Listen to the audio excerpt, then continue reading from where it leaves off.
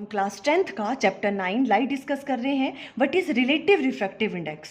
देखो, किसी भी पेयर ऑफ मीडिया के लिए जो रिफ्रैक्टिव इंडेक्स की वैल्यू है वो डिपेंड करती है speed of light in that two media. जैसे मान लो ये आपके पास एक मीडियम है, मीडियम 1, इसके रिफ्रैक्टिव इंडेक्स की वैल्यू मान लो n1 है और यहाँ पे स्पीड ऑफ लाइट की वैल्यू v1 है। ये आपके पास कोई सेकंड मीडियम है, मीडियम 2, इसके रिफ्रैक्टिव इंडेक्स की वैल्यू मान लो n2 है और यहाँ पे स्पीड ऑफ लाइट की वैल्यू v2 है।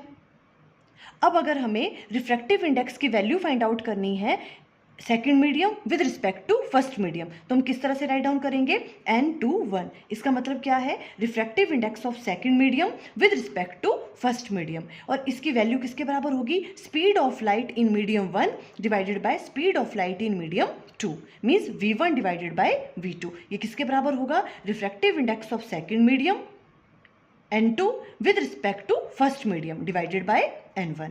इसे हम कहते हैं रिलेटिव रिफ्रैक्टिव इंडेक्स।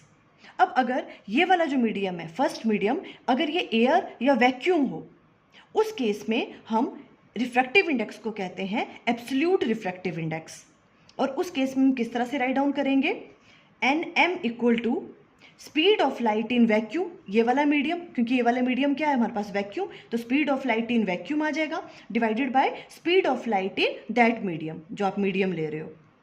अब देखो, speed of light in vacuum को हम किस तरह से डिनोट करते हैं, c से, तो c डिवाइडेड बाय यहाँ पे क्या आ जाएगा, vm, velocity of speed in that medium.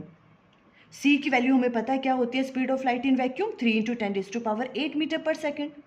इस केस में जो हम रिफ्रैक्टिव इंडेक्स की वैल्यू है उसे हम क्या कहते हैं, absolute refractive index of that medium.